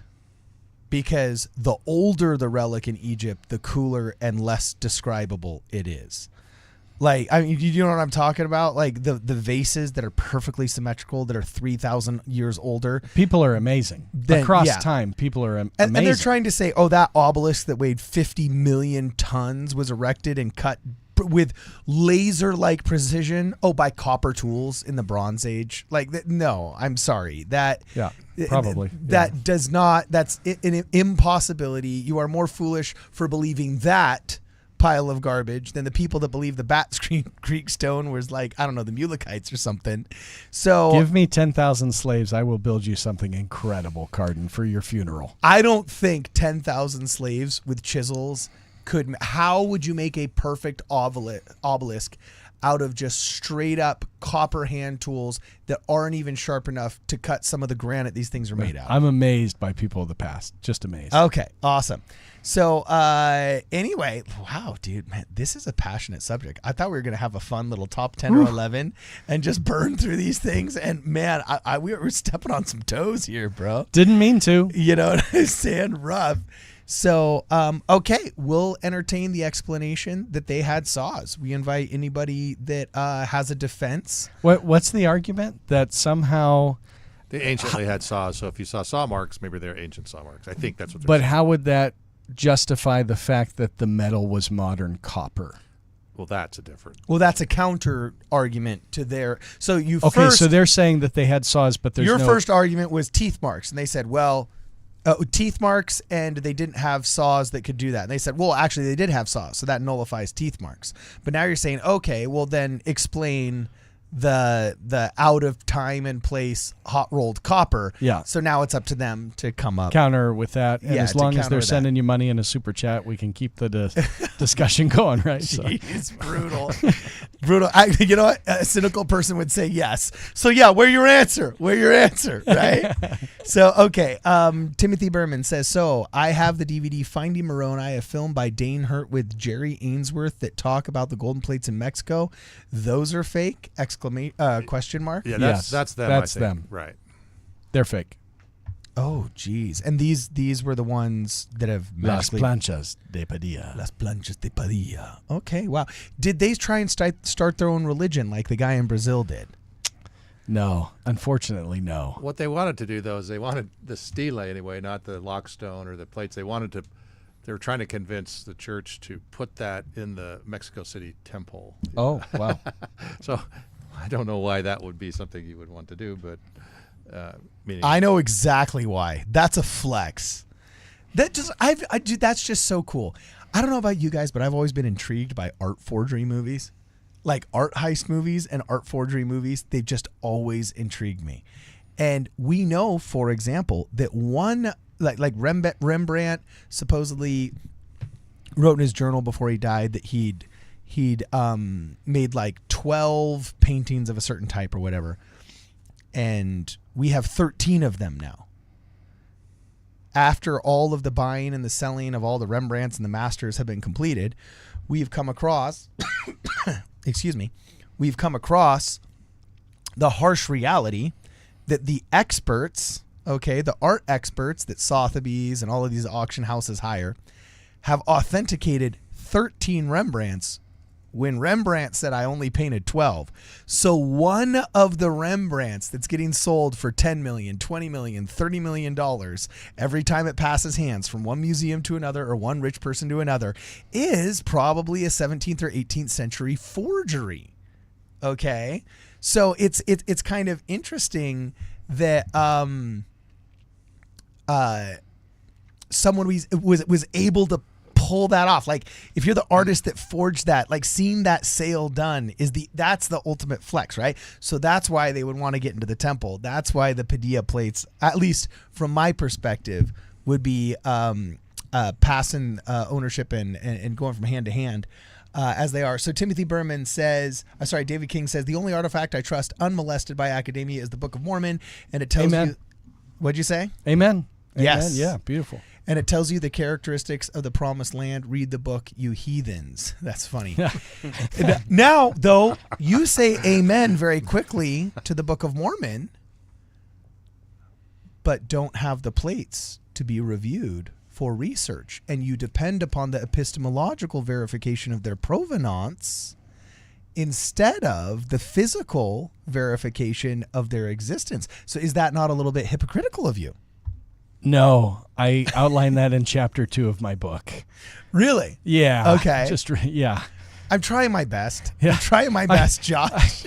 I mean, I go through the archaeology in chapter 2, and then we go through basically how you would account for something in chapters 3 through 6, and then there's a methodology that a historical methodology of a minimalist explanation of the facts to draw what's the best conclusion on were there or were not golden plates, and I argued that there are. So I think it's interesting, how do you account for a cross when there's no evidence for crosses in all of Rome?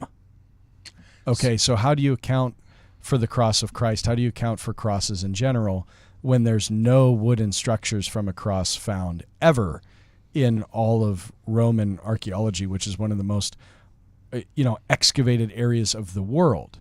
All right, well, obviously crosses degrade and they depreciate. So like the only thing we have is one pierced heel bone in the entire archaeological record of all the written sources that are out there describing crucifixion. We only have one pierced heel bone that documents some sort of evidence archaeologically for crucifixion. Yet tens and tens and tens of thousands of people died by crucifixion, and nobody's arguing that historically. So I go through the why of how that would be looked at in my book to talk about how do you identify, how do you identify an event? How do you identify artifacts that don't exist, but clearly we're all arguing were real, but we don't have any evidence of their existence today? That's part of the premise for the book Witnessing Miracles, historical evidence for the resurrection in the Book of Mormon. I mean, I go through that in minute detail. Okay. So, wow, this Wayne May cat has a following, dude. He does. Does he really? Yeah. Okay. Are we going to have to get him on? Would you do a debate with him if we could make that happen? I would talk with him. Well, I'm not like a really formal debate. Yeah. I would talk with Wayne anytime. Yeah. Okay. Hey, if anybody knows Wayne May, tell him to bring his relics, baby. Bring the relics, Yeah, it's and we're gonna do something here on the show. Star Killer says Wayne has a debunk of the debunk on Zion Media. Okay, so apparently there's a debunk of the debunk that we'll have to check out. Great. And Isaac Chamings says, Jerry, need you to critique my road designs. Email. Oh, you might just get a gig as a geologist, bro. I'm retiring. You're retiring. Brutal. Well, you can't check out Award Radio viewers' road plans? I'd probably lose my license or something if it failed, So. Oh, yeah, that's true. Rough. That's hey, Isaac, send it to him, bro. I think I Send it to responded him. to somebody. If they want to contact me, just go on my bmslr.org. Down at the very bottom, they can click contact, on the side menu. So that can be contacted through my website. Okay, so Mike Bell says, Mezzo, heart, somewhere between. My money says Midwa. I don't know what Midwa means, but Midwest? I don't know. Maybe you just got the super chat got cut off, but thank you very much for the super chat. Isn't that an Indian casino in Oklahoma or something? Oh, I don't know. Maybe. Holy smoke. Maybe. Then Star Killer says, a learned, in air quotes, academic would throw away real evidence because he can't read. I believe Joseph Smith, a visionary, not academics, that Mezzo guys suck up to. The Heartlanders do have the deplorables, like underdog motif, like down. They've got the you suck ups. You know what I'm saying? They got the ethos, bro.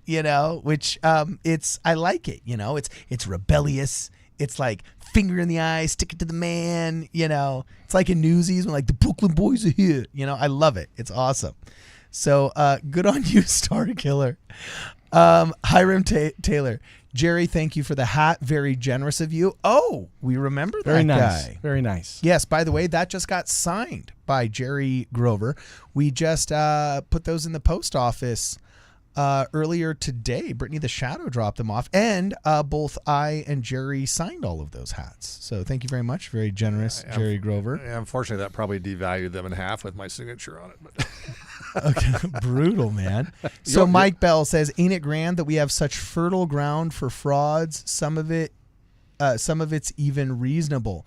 Well, I think cultivating belief and faith is a very important thing that needs to be defended just as much as anything else does. However, sometimes I think members of our church are easily exploited. They're exploited by woke scolds and by people that try and leverage your humanity and take your humanity hostage.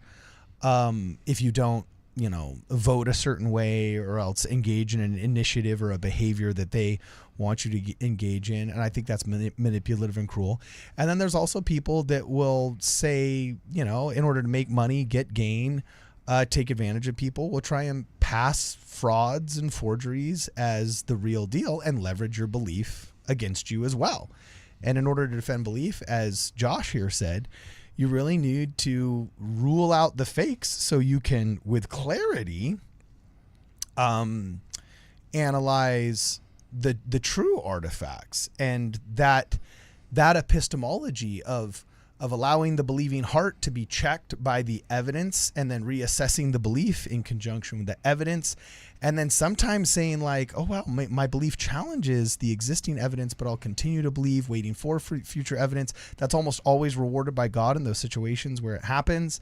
And, yeah, I mean, as long as you keep an open heart and an open mind, you don't let it destroy some human relationship or, ultimately, all of these discussions and all of these artifacts, they sit on a shelf somewhere. They're either on the shelf on one side of like, okay, I think they're fakes, or they're on the shelf on the other side of, okay, I think they're genuine.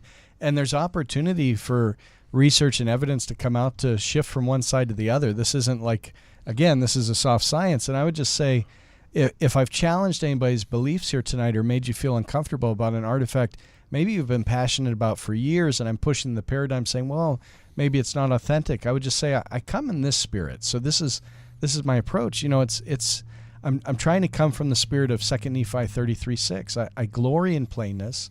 I glory in truth. I glory in my Jesus. He's redeemed my soul from hell. So that's the spirit I want to bring this in, where I'm not trying to upset anybody tonight. We get passionate about these things, and I recognize that, and that's good and healthy. That faith should inspire passion, right? In a healthy way.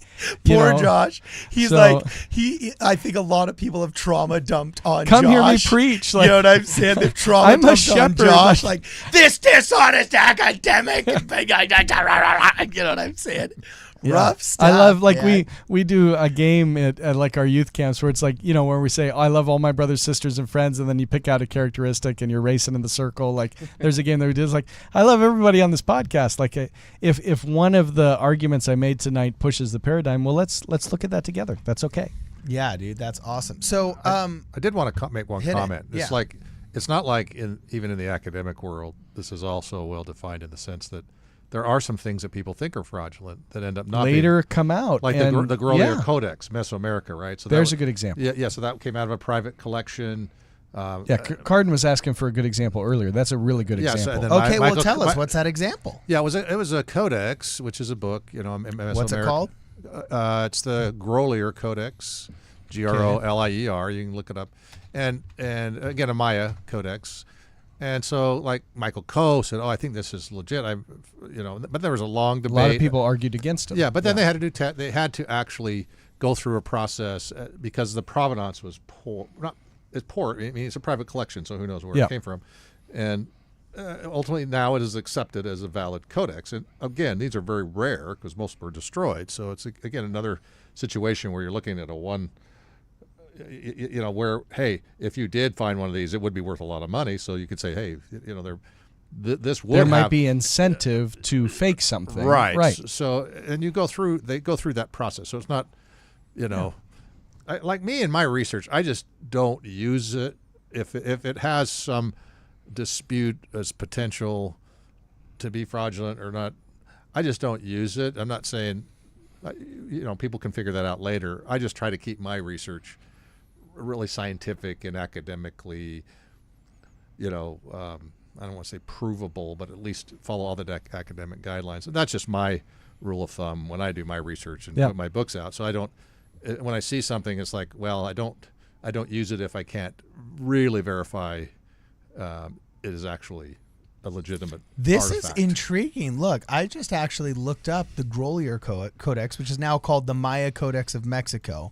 The Maya Codex of Mexico is a Mayan screenfold codex manuscript of a pre-Columbian type, long known as the Grolier Codex or Sáenz Codex. In 2018, it was officially renamed the Códice Maya de Mexico. See how old I am? It was called the Grolier when I do it. So anyway, it is one of only 4 known extant Maya codex codices and the only one that still resides in the Americas. The MCM first appeared in a private collection in the 1960s and was shown at the Maya Scribe in His World, an exhibition held at the Grolier Club in New York in 1971, hence its original name. An almanac that charts the movements of the planet Venus. It originally consisted of 20 pages. The red frame lines at the bottom pages 4 through 8 indicate the dimensions were once substantially taller. It held text, and its authenticity was disputed at the time of its discovery, but has been upheld by multiple studies. So much that in 2018, a team of scientists actually basically said it's real, and it's the oldest book in the Americas.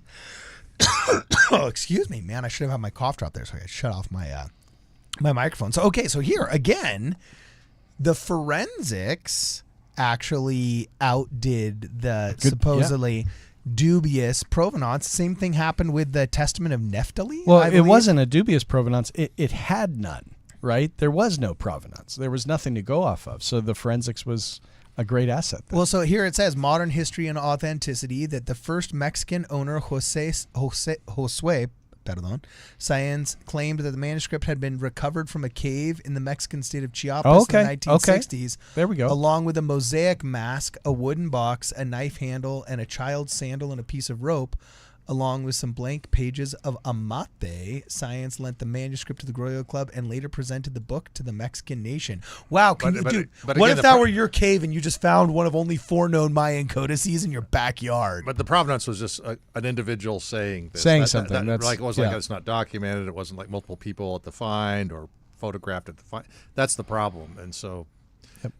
Okay, cool, awesome. So, do you have any more to do? We're already at 95 minutes. Man. Those are the ones I brought for tonight. I'm happy to bring another round in the future and come out, but we'll see how everybody reacts to this first round. Do you feel a little beat up, Josh? If I make it home, You're not giving your contact information out like I have, right? Oh, jeez. My home address is. Well, in your defense, guys, also, some people that were coming at you hard.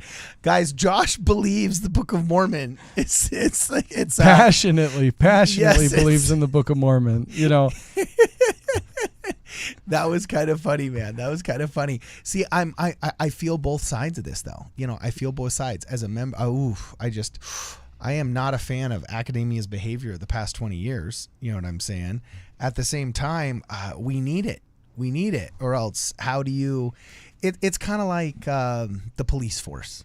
We need police, we need cops, we need firemen, but you hear these when they go corrupt and they got their secret combination things going on. It's like, man, you empathize with the defund the police people for a while, and it's like, no, we shouldn't do that. So, okay, cool. There's extremes on both sides of that, yes, right? Exactly. So, this is really, really cool. This was fun. Okay, I don't know about you guys, but I had a lot of fun. Before I go, I'm gonna go get a shower. you're gonna go, just chill I saw that massager you were using on your back, bro. You're not getting out of here with that bad boy tonight. Oh, that's funny. I get my shower. It's usually just once a week. Have you ever? Oh, brutal. It's geology. Hey, why do you care? You're out in the rocks and nobody can smell you. That's right. That's awesome. Last question. Have you ever held any of these? What's the coolest artifact you've ever actually held? Well, I loved,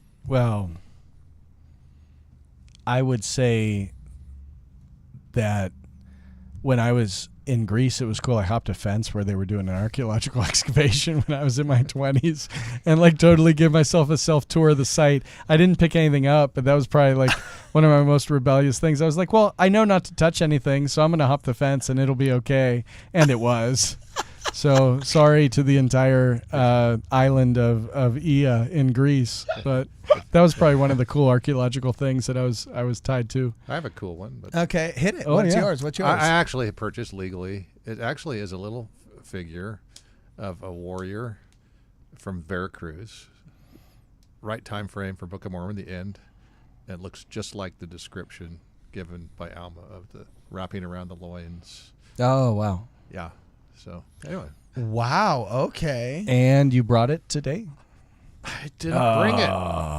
It's cool. It's in the temple in Mexico City. No. All right, rock on, rock on. And then, what about you guys? Have you held any really cool antiquities that any of you guys have any experiences that we don't have yet? Just the book. When other records come forth, do we think that's going to be something that we're all Yeah, going to what's- see, or what's will the number will one? the seer that brings that forth, will it be a little bit more closed? Like, Okay, I shouldn't ask that because then you can start saying, Yeah, well, we're the gonna- Ark of the Covenant. You can start making stuff up. that but- got melted down and turned into coins, I'm sure. Oh, you really? You think I'm so? sure Well, that's true. we didn't talk about that other one, Mesoamerica, the Ark of the Covenant that was found. In Oh, in yeah, we Panama. totally didn't do that video. Well, there's more to do on future Again, videos. Yeah, for specifically sure. targeting LDS people, and they called me up and says, "Hey, they'll pay my trip down to look at it and everything." I looked at it and Let's go. Show me a Ward video. radio trip.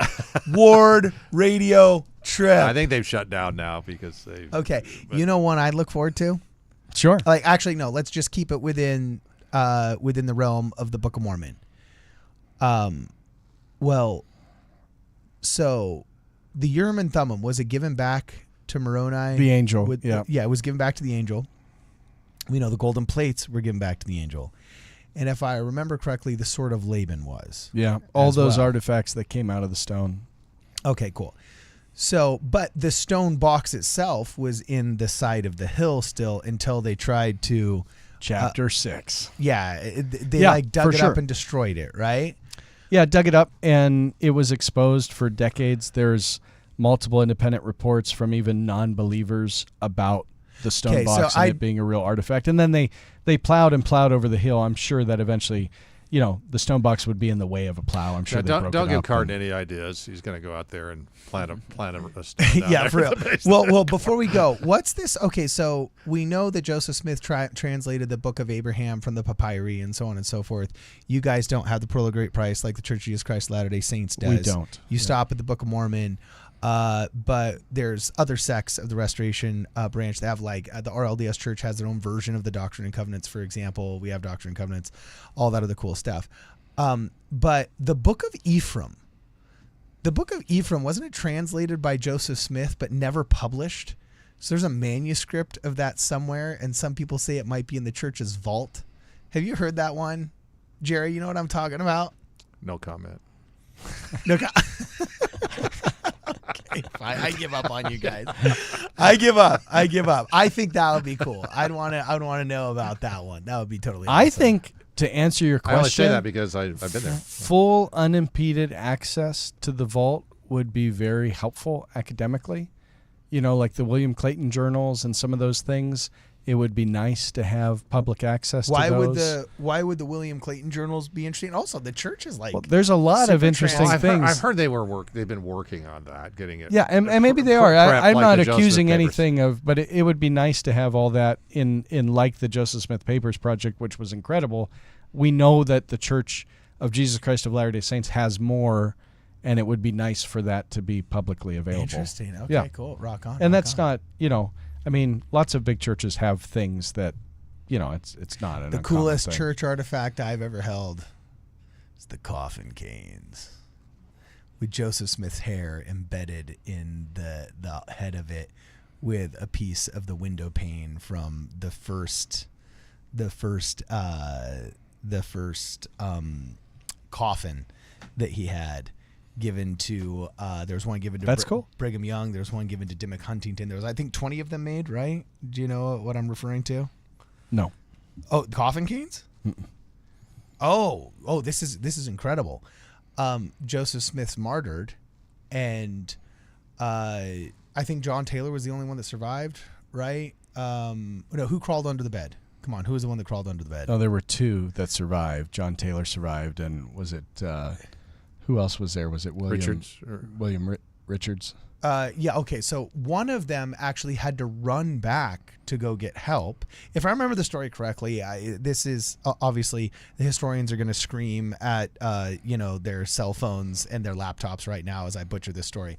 But from what I understand, was one of them was so injured he could not leave. The other one that was uninjured went to go get help. John Taylor was pretty injured. Yeah, so John Taylor stays back, and basically he approaches the owner of the hotel next door and says, well, can you help me? I've been shot. My leader of like we're the victims of violence. He begins soliciting help, and the owner of the tavern says, okay, cool, I'll help collect the bodies. And the tavern next door where the Carthage Greys had sat, where Joseph Smith, I believe, had like a pint of beer or something like that, knew what was going on, saw what happened, recognized it wasn't right, and says, okay, I'll help you collect the bodies. Like, you know, there was violence. He basically helps clean up after the gang fight. And he also was the owner of a local lumber mill. And so when they had the bodies just put on the back of a buckboard, you know, he said, this is indecent. I'm not going to drive back to Nauvoo with feet of a dead man hanging out the back of my wagon. So let's really quickly, instead of going straight back to Nauvoo, they actually first went to his lumber mill and fabricated some coffins. And I think they even put ice in the coffins to try and keep the bodies from decomposing very quickly, and then went to Nauvoo, because by then everybody had fled because they were afraid of the Nauvoo Legion. Everybody was afraid the Nauvoo Legion was going to burn everything. Was going to retaliate. They were going to retaliate. Exactly. So it was actually a very quiet ride home, and that actually was the first time, I believe, that Emma Smith found out that her husband had been killed, was when they finally roll into town like a day later, and that's when she finally confirms the rumors. And, you know, she breaks into tears and so on and so forth. Then the whack-a-mole of Joseph Smith's body, which still had a warrant or a reward out for, you know, his severed head, for lack of a better term. They famously have a funeral with, you know, rocks inside of the coffin, so they weighed more, and then, you know, it was dug up here and dug up there. But anyway, it was first stored in the Nauvoo house in those regular makeshift straight from the lumber mill coffins. Well, Emma has them transferred into real coffins, but before the coffins are disposed of, she actually has the bloodstained coffin planks taken. I did not know this. And cut into sections.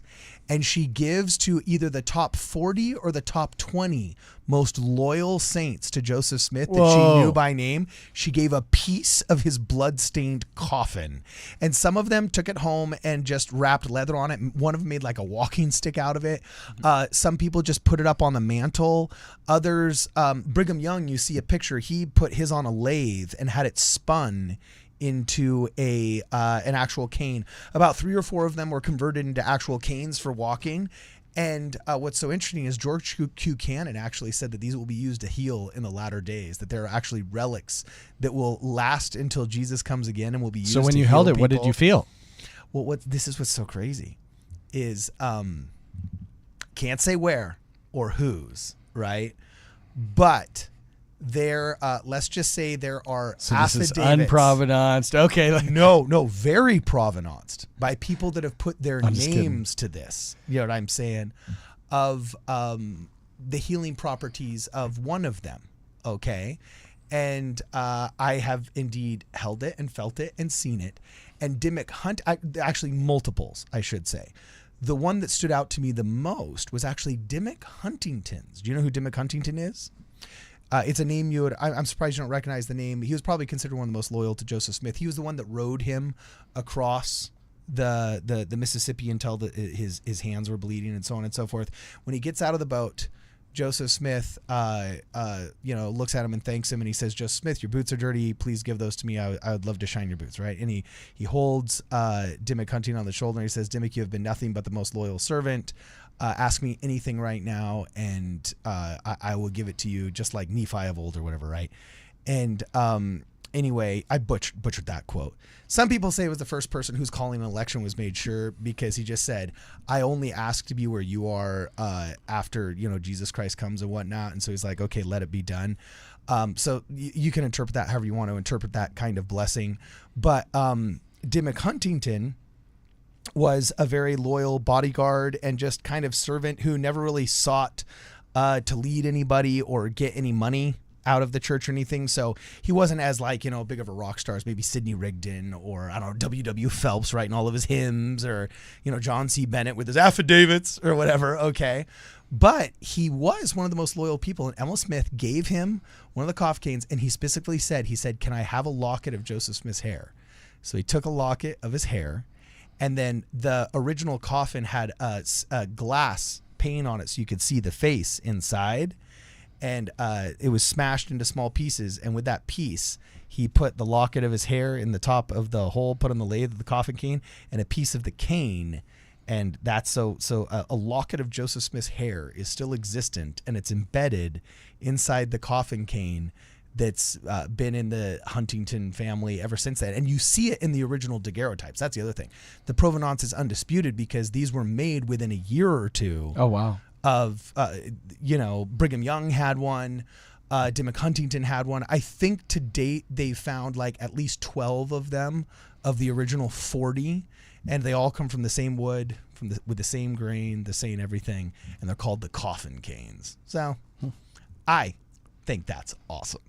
So anyway, yes, I sent you pictures of the little Nephite warrior if you want to. Oh, okay, link cool. to it. All right, then Cool. we'll get out of here. I don't know if we have So time, where's the? Did you put it in Discord? I sent it to your email. Oh, you sent it to my email. Then I'm gonna have to check out my email. Give me a second to do that. I have to pull out this Maya Codice, which is cool. And you say this is demonstrative of what again? It matches the description that they gave of how the Nephite warrior would dress, where it had wrapped around his loins. That's the backside. Oh, interesting. I sent you the Okay. other one was the front. So 2 pictures. Okay, so that's the front side, and then you sent me the. That was the back side, and then you send me the front side, right here. Okay, so That's you actually, cool. Yeah, kind of helmet, that kind of thing. So what do you think that's representative of? Well, it matches. It's from the area. It matches the description given in the Book of Mormon of what the battle stuff was. Had helmet, and then it also has the upside down kind of cross, which is actually a Nephite sign. And it means Ends up being real common even in the ceramics. exactly. So, but it's also a Mesoamerican sign for other Yep. things. So Yep. it's like, well, is that Nephite? Not necessarily, but it does match. It's from the right area. Okay. Wow. Interesting. All right. Well, as always, it's like drinking from a fire hose. I could stay here forever. This has been real, and it's been fun, and it's been real fun. Guys, for this and more, please make sure that you check us out at wardradio.com. I built a rocket in my basement. I'm gonna fly it to the moon. This supersonic is amazing. You're gonna feel my sonic boom. I'm flying higher and I'm never coming down. Look at me now. Look at me now. Look at me. We brought the funk into this function. Yeah. We show up dressing to the nines. Okay. Never need an introduction. No matter what, we're feeling fine. I'm flying high and I'm never coming down. Look at me now. Look at me now. Look at me now. Look at me now. I can't stop. I'm never giving up because I'm way too hot to not be at the top.